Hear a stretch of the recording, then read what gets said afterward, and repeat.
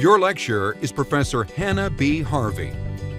Dr. Harvey is a nationally known professional storyteller and holds a PhD in communication studies with a concentration in performance studies from the University of North Carolina at Chapel Hill. Dr. Harvey is an award-winning director and performer and has delivered workshops in the United States, the United Kingdom, and Morocco. Her energetic style brings to life humorous and compelling stories from the worlds of personal experience, oral history, folklore, and myth. Dr. Harvey was selected by students at Kennesaw State University for the Alumni Association Commendation for Teaching Impact.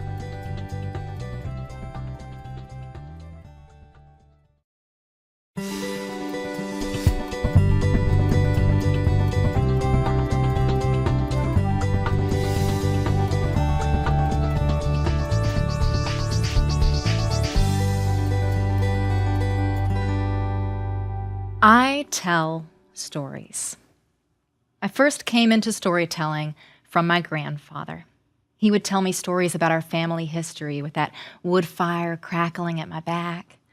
So at an early age, I was aware of storytelling as the everyday rhythm of our home and as a public art form.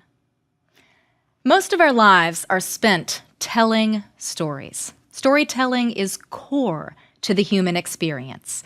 Your stories are what ground you, what gives you a sense of purpose and identity and continuity between the past and the present.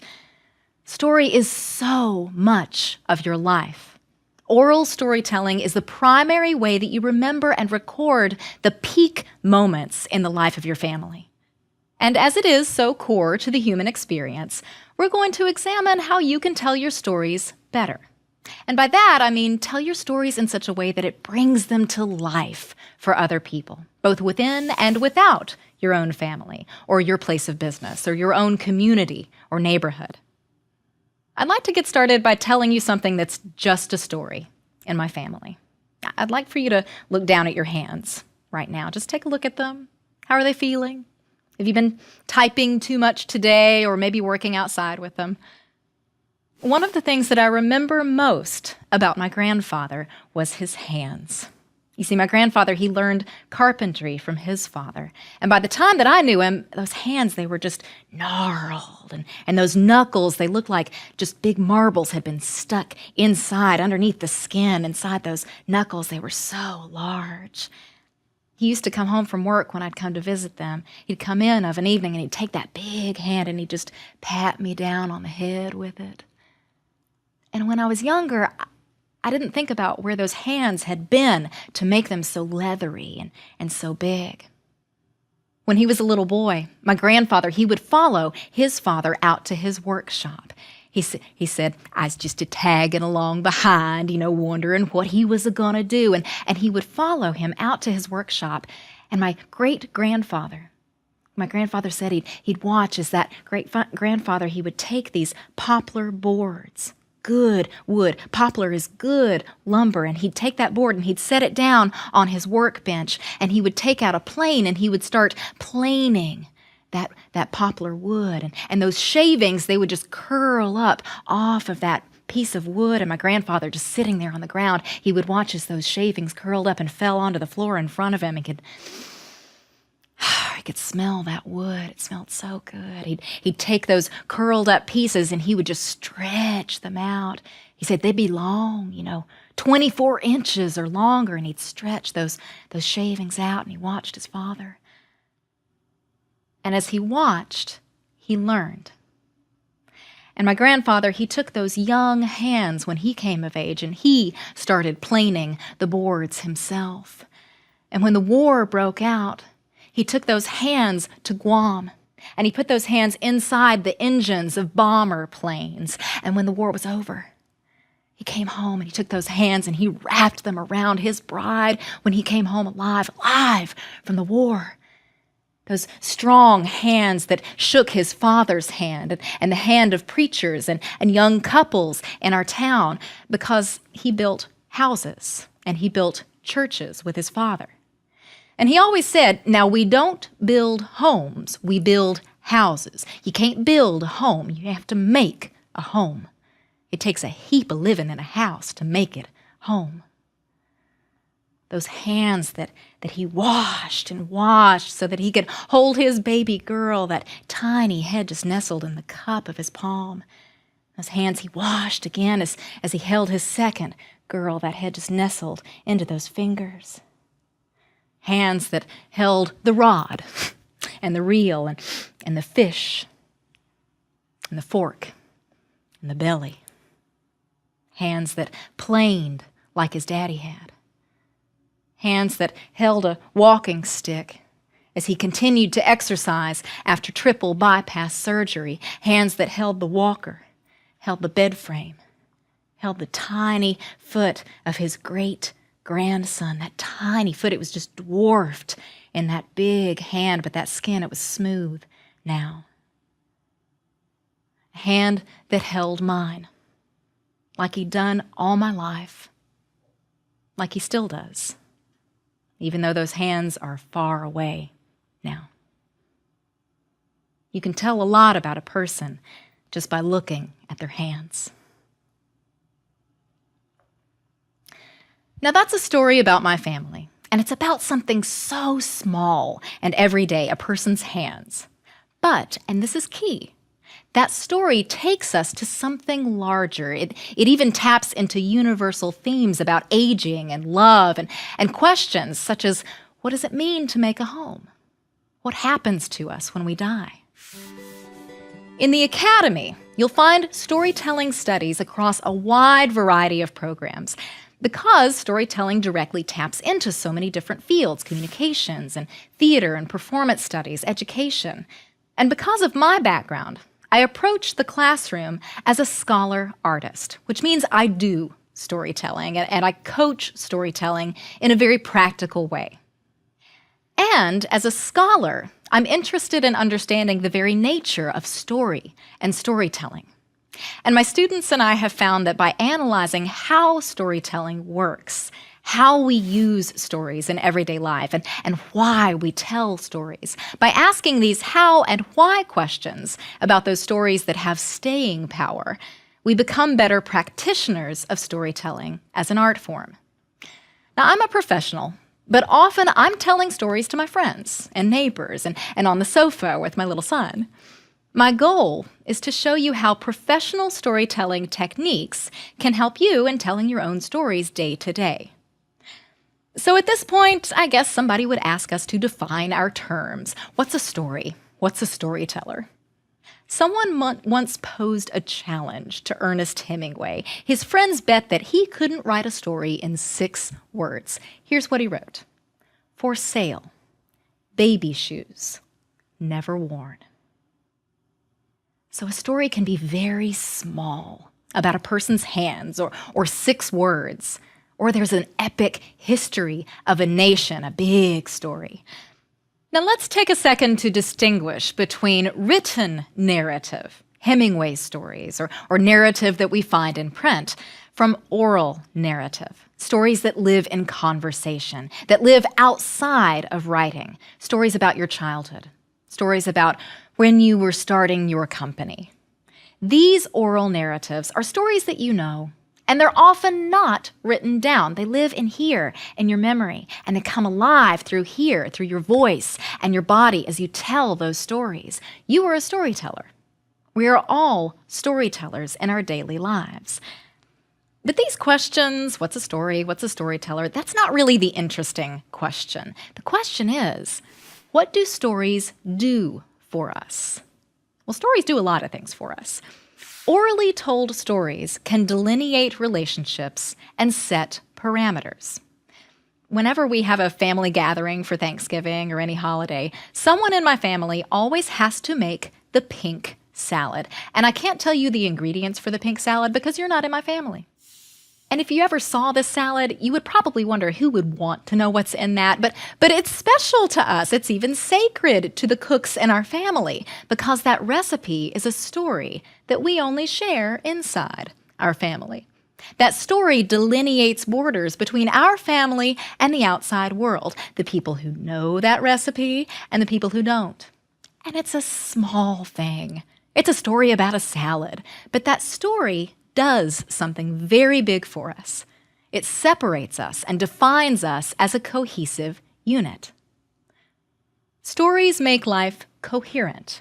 They give us a sense of who we are and where we've come from, and they give us a picture of a future that we can work towards, or of a future that we don't want. The stories that you tell your children about the mistakes that you've made, so that they don't make the same ones that you did, and you hope that they listen to you.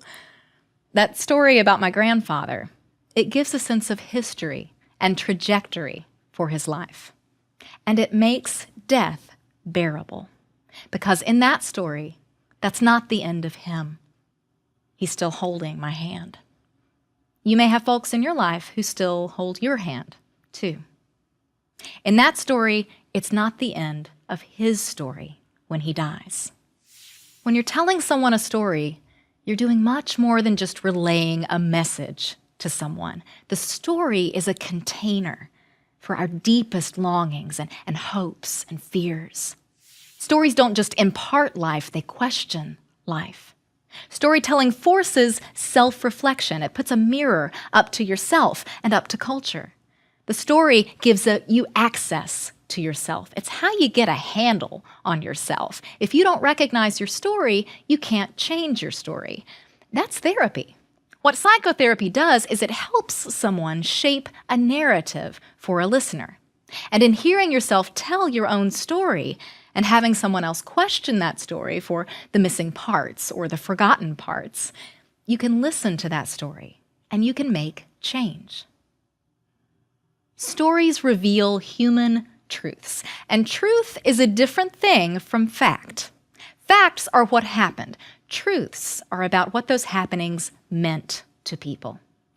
You may have a story that isn't factual. It could be a completely made-up story about a man made of gingerbread who runs away from home and gets eaten by a fox. And that may never have happened.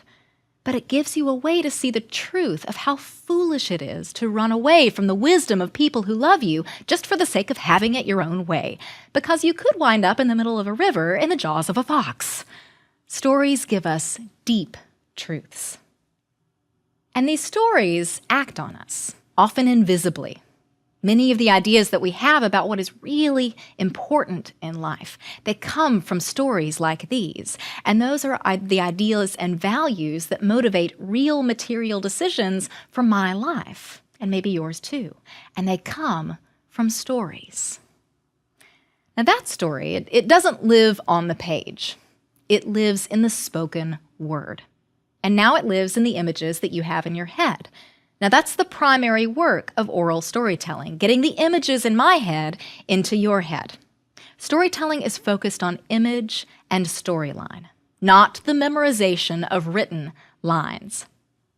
And in this course, as I teach you about telling your stories, we'll learn that this art isn't about memorizing. That's the challenge of live theater, but not storytelling. This art is about getting to know a series of images and knowing them so well that they live in you, that you know them by heart, and you can call them back up, not with the same words every time.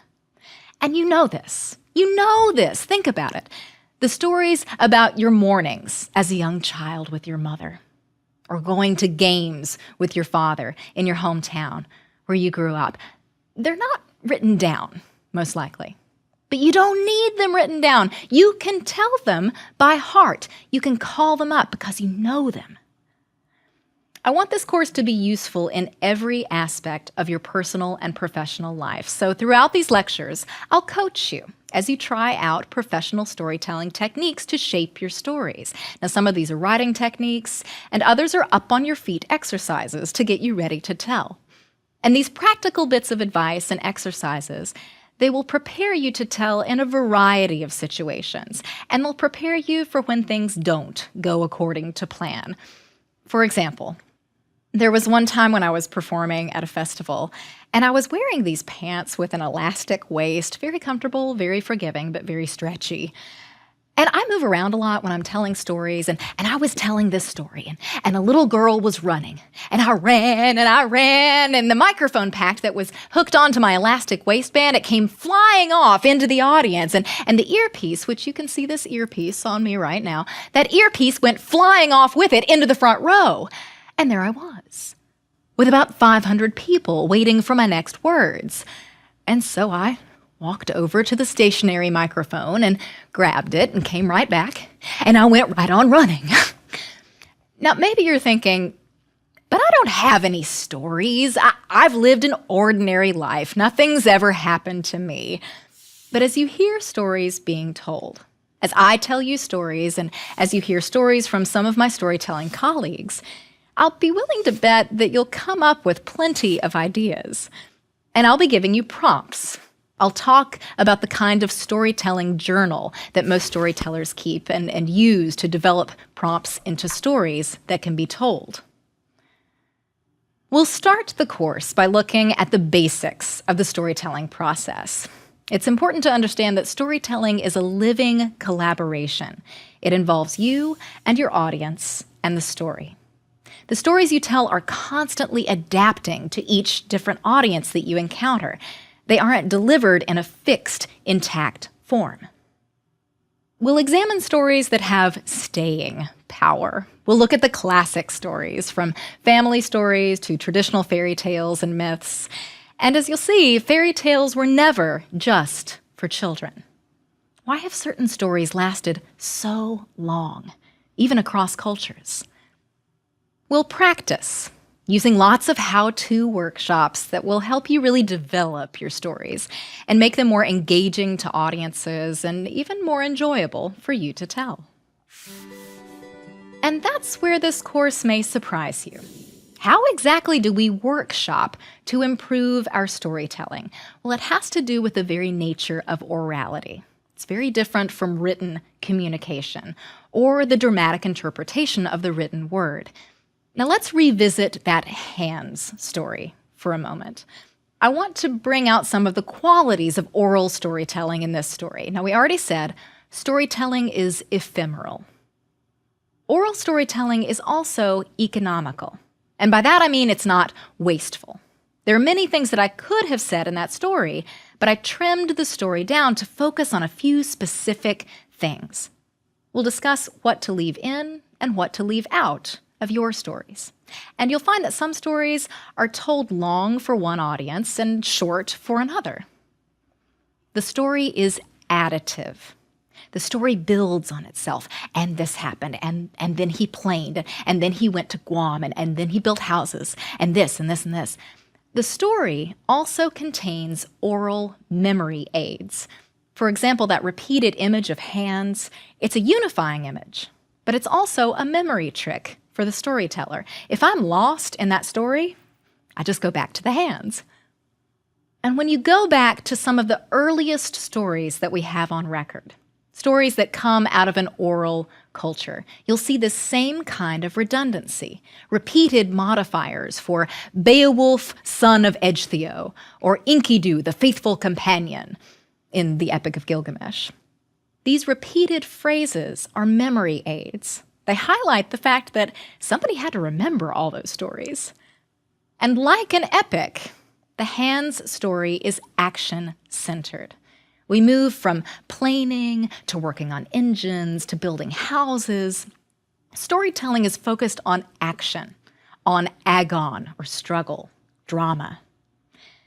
And those actions happened in a specific context, not some abstract idea of going to war. No, Granddaddy worked on a plane in Guam.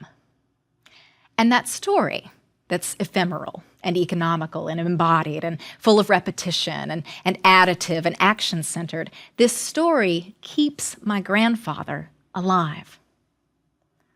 Storytelling is central to the survival of the family and of specific people. Most people in the world don't exist. My grandfather is gone, and there is nothing except for 2 kids and 3 grandkids and the stories that we share. Most people, there's nothing left of them. That's appalling to realize. Someone so big in your life just passes on. Now, my son never got to meet his great-grandfather. And another wonderful person he will never meet is his great-great-aunt May.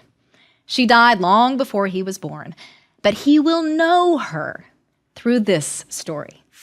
I wanted to share a story with you all that it's a story that we tell in my family, and it's one that I tell to my other family members. And it has to do with the card game Old Maid.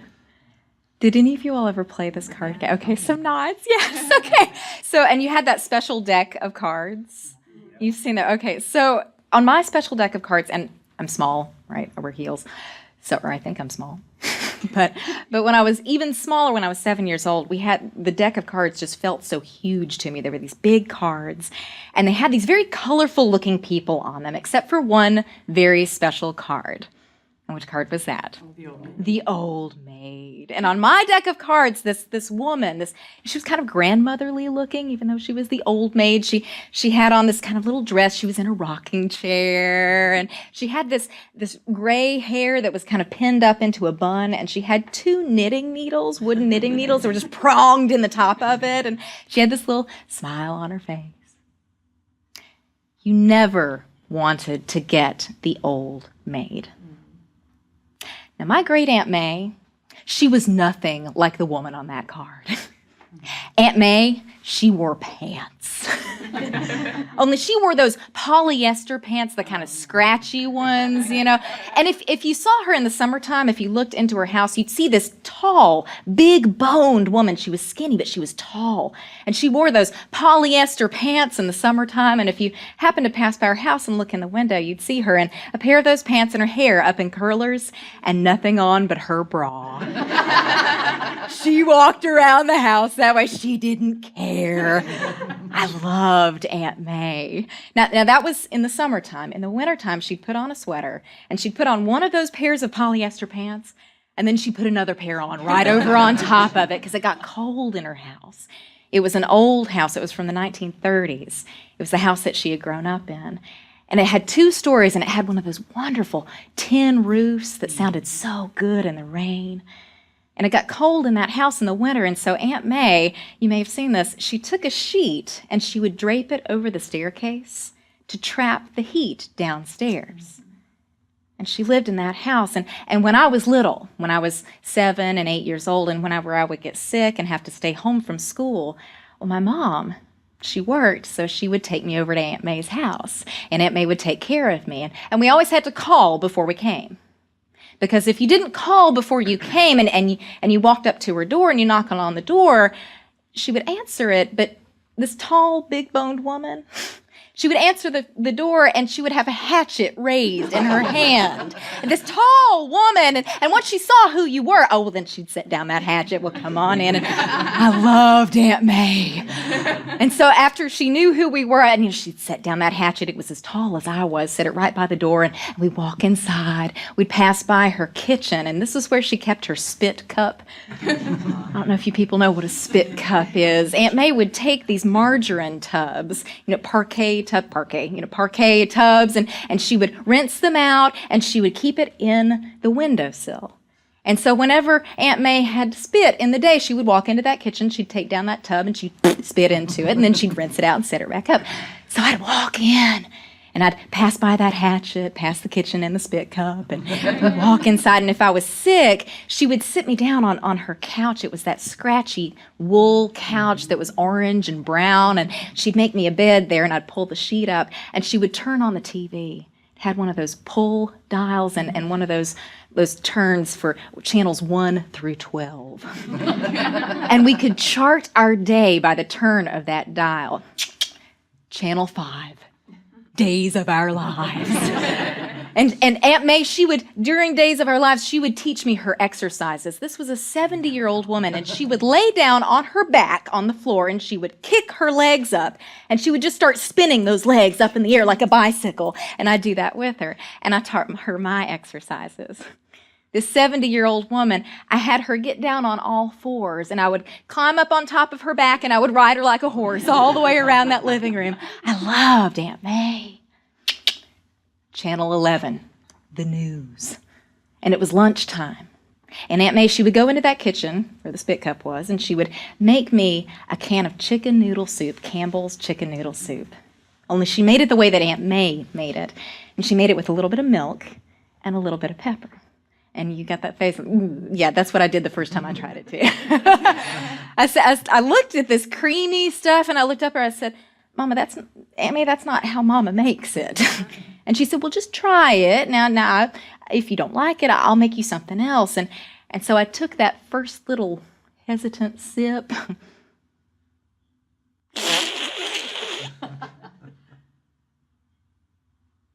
Took another one. And from that day until this, that's how I make my chicken noodle soup. It is so, go home and try it. It's so good. I loved Aunt May's. Channel 12, Donahue. And when Donahue was on, it was the afternoon, and Aunt May, she would get on the phone, and she would call women on her calling circle.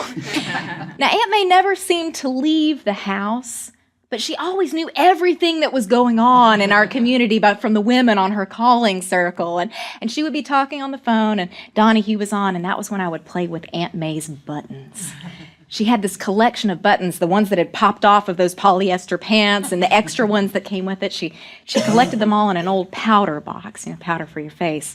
And I'd dump those buttons out, and I'd play with them on the floor, and there were big, shiny buttons with rhinestones on them, and little tiny faux pearls, and little pink buttons, and big, shiny cream buttons, fabric-covered buttons. I'd play with those buttons, and I would imagine what was behind that sheet behind me that covered up that second floor, covered up that staircase, and I'd wonder. And it was years later before I found out what was on that second floor of that house. I grew up. I'd been 7 and 8 then. I grew up. I got older, went off to college, and Aunt May, she got older. And it was only after I got older and gained some perspective that I realized that Aunt May was very nice to me. But to the rest of the family, she was the orneriest, most cantankerous, crotchety, mean old woman. She was the old maid. She'd never married. And she was kind of shy and socially awkward with a lot of adults, and she was tall and skinny. She played basketball when she was younger, but she never really knew how to interact with other people. She still lived in that house that she had grown up in, her parents' house. And when Aunt May got older and she had to be put in a nursing home, we couldn't care for her or give her the care that she needed, she went to a nursing home. I came home from college for a visit, and the whole family, we came into that house, and we took down that sheet, and we walked upstairs, and I finally saw what was in that second floor. Beautiful antiques. Furniture and carved headboards, beautifully, intricately carved wood and tea sets, and all of these antiques. Aunt May, like many of the women in her generation, she was never financially independent. She was the custodian of many family heirlooms, but she never had any money of her own. She was the old maid. But Aunt May, when I was little, she let me ride on her back like a horse. Aunt May, she wasn't that woman on the card. Aunt May was beautiful. Last time I saw my Aunt May, we went to the nursing home. I'd come home from college. I went with my mom, and we walked in the door, and you know how it is kind of in some nursing homes. You open that door, and it smells faintly of rubbing alcohol and urine. We walked in, and we were going down the hall to her room, and as I passed by this man in a wheelchair, he reached out and grabbed my shirt, and I kind of shied away from him, and I told my mom, and she said, well, some people just don't get a lot of visitors in here, and I bet he was just lonely. And I was really glad that we were going to see my Aunt May. And we walked in the door, and Days of Our Lives was on. And she was on the phone with one of the women in her calling circle, and she was finishing up that conversation, so we visited with her for about an hour. And when it came time to leave, I bent down and I hugged her, and I stood back up, I held her hand. And I remembered all those times when I'd walked into her house, and she held my hand, big, tall, and strong, big boned. Now I was a tall one. She looked up at me and she said very firmly, "Don't forget about me." And I thought at the time that she just wanted me to come back and visit, but she passed away soon after that. Don't forget about me.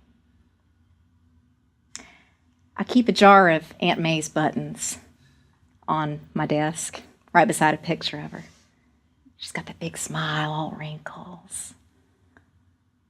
Don't forget about me. She's one of the most beautiful women I have ever known.